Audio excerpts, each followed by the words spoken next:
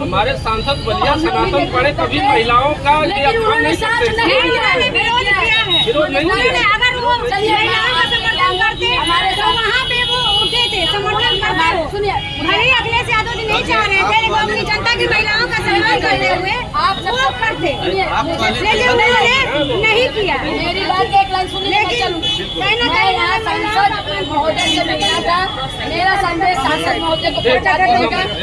सबसे हम लोग आपके साथ हैं। 27 में इसको लागू करवाइए ताकि बलिया जनपद में आप लोग भी समर्थन दीजिए। लेकिन महिला आरक्षण बिल पे आप भी लड़िए, आप काम समर्थन करेंगे।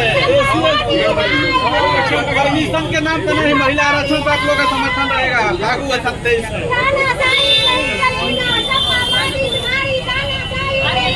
जानते हो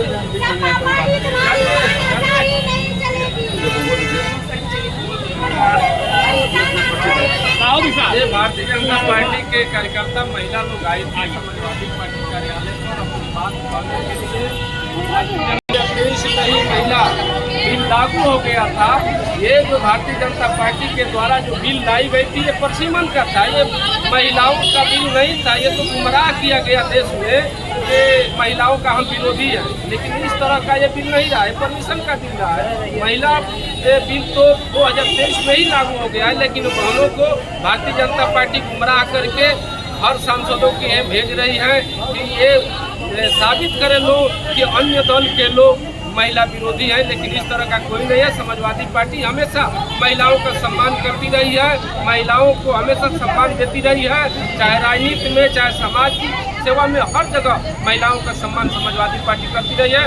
हमारे नेता आदरणीय अखिलेश यादव जी हमेशा महिलाओं का सम्मान करती है। उनकी पत्नी डिम्पल यादव जो मैनपुरी के सांसद हैं, वो भी महिलाओं का सम्मान करती रहती है। इस तरह की कोई बात नहीं है। भारतीय जनता पार्टी अनर्गल राजनीति करती रहती है, नफरत की राजनीति करती रहती है, कूट डालती है और कूट डाल करके खाली सत्ता में आना चाहती है भारतीय जनता पार्टी। हालांकि समाजवादी पार्टी ये ऐसा नहीं होने देगी और गुमराह जो भारतीय जनता पार्टी महिलाओं को कर रही है, हम लोग गुमराह होने नहीं देंगे। महिला हमारी बहन है, बहन का हमेशा सम्मान हम करते हैं।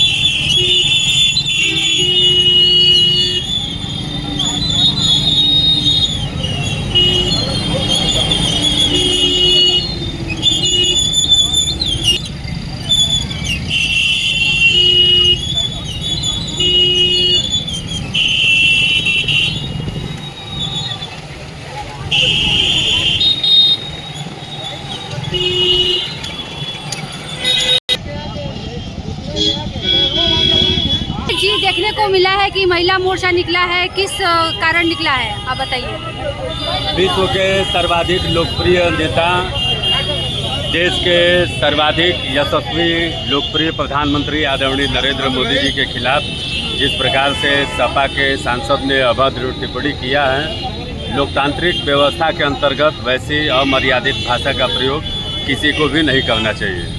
सपा सांसद ने देश के यशस्वी प्रधानमंत्री जी के विरोध में बोल के यह साबित कर दिया है कि सपा सांस्कारिक पार्टी नहीं है, सपा से किसी को लेना देना नहीं है, सपा को लोकतांत्रिक व्यवस्था में विश्वास नहीं है। जिस प्रकार की भाषा का प्रयोग हुआ है, निश्चित ही आम जनमानस, देश की माताएं बहनें उसके खिलाफ हैं।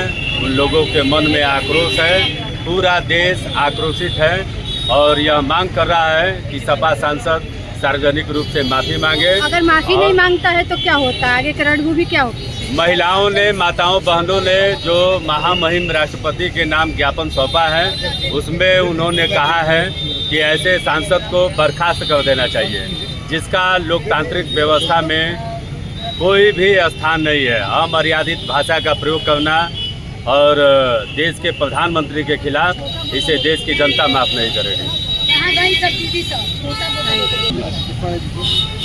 अभी आप सभी के संज्ञान में है कि देश के यशस्वी प्रधानमंत्री आदरणीय नरेंद्र मोदी जी के खिलाफ जिस प्रकार से सपा सांसद ने अभद्र भाषा का प्रयोग किया, उस भाषा को हम पूर्ण देश के अंदर बलिया जनपद में भी माताओं बहनों ने उस सपा सांसद के खिलाफ धरना प्रदर्शन का कार्यक्रम कलेक्ट्रेट में किया था और उन्होंने महामहिम राष्ट्रपति महोदय के नाम एक ज्ञापन भी जिलाधिकारी महोदय को सौंपा है, जिसमें स्पष्ट रूप से माताओं बहनों का यह मांग है कि ऐसे सांसद को जिसने लोकतांत्रिक व्यवस्था को छिन्न भिन्न किया है, जिसने देश के प्रधानमंत्री के खिलाफ अभद्र भाषा का प्रयोग किया है, ऐसे सांसद सार्वजनिक रूप से माफ़ी मांगे और ऐसे सांसद को सपा की सदस्यता से बर्खास्त कर देना चाहिए। ये इनकी मांग रही है। महिलाएं जो हैं काफ़ी संख्या में हैं और माननीय प्रधानमंत्री मोदी जी ने ये भी कहा है कि एक साल किसी को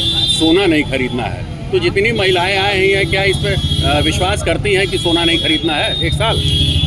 आप सभी जानते हैं कि देश के यशस्वी प्रधानमंत्री जी को संपूर्ण देश अभिभावक के रूप में मानता है और प्रधानमंत्री जी देश हित में जब भी कोई अपील करते हैं देश की जनता उसे मानती है, देश की जनता उनके बातों पे विश्वास करती है। देश की जनता को यह समझ में है कि देश के प्रधानमंत्री जी जब भी कोई भी अपील करेंगे देश हित में करेंगे, देश के लिए करेंगे। अच्छा, कितना फ़ायदा होगा माननीय जिलाध्यक्ष जी अगर सोना आदमी एक साल नहीं खरीदता है? बहुत फ़ायदा होगा। जिस प्रकार से संपूर्ण विश्व की स्थिति हुई है और आप देख रहे हैं कि चारों तरफ हाहाकार मचा हुआ है, लेकिन उसके बावजूद भी कुशल नेतृत्व के साथ आदरणीय नरेंद्र मोदी जी देश को जिस प्रकार से संभाले हुए हैं, देश की व्यवस्था को छिन्न भिन्न नहीं होने दे रहे हैं, यह एक बहुत बड़ी उपलब्धि मतलब है। बलिया के लोगों से आपकी भी यही मांग है कि एक साल आप लोग सोना न खरीदें, ये कहने का? निश्चित मांग है। जब देश के यशस्वी प्रधानमंत्री जी ने सभी से अपील किया है तो उनके अपील में हम सभी समाहित हैं। अध्यक्ष जी, इस वैश्विक संकट में सभी लोग साथ हैं, तो क्या मोदी जी अपील तो कर रहे हैं सब साथ हैं, लेकिन उन छोटे व्यापारी जो स्वर्णकार हैं, जो गांव अपना सोना बेच रहे हैं, अपना दिनचर्या चला रहे हैं, अगर उनकी दुकान बंद हो जाएगी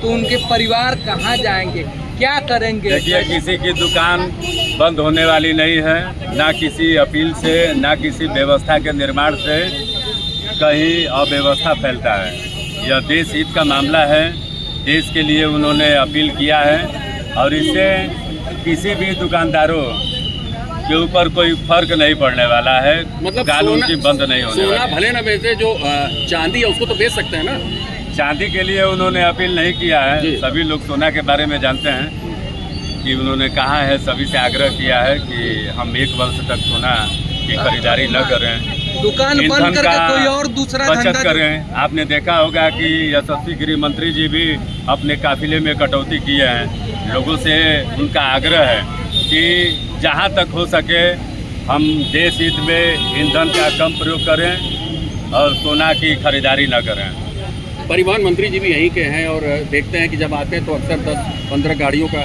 काफिला चलता है। कितना रोकेंगे उनको आप? क्या उनके लिए क्या संदेश है, क्या कहना चाहेंगे? प्रधानमंत्री जी की अपील के बाद निश्चित ही अपने यशस्वी परिवहन मंत्री जी भी उनकी अपील को स्वीकार करेंगे, आम जनमानस स्वीकार करेगा, भारतीय जनता पार्टी के कार्यकर्ता उस चीज़ को स्वीकार करेंगे। सभी उनकी बातों से सहमत होके और निश्चित ही अपने काफिले में कटौती करेंगे, ईंधन का कम प्रयोग करेंगे। सोने का भाव तो जानकारी होगी नहीं, क्या है इस समय? नहीं, सब लोग कार्यकर्ता हैं, कहाँ से सोना खरीदेंगे?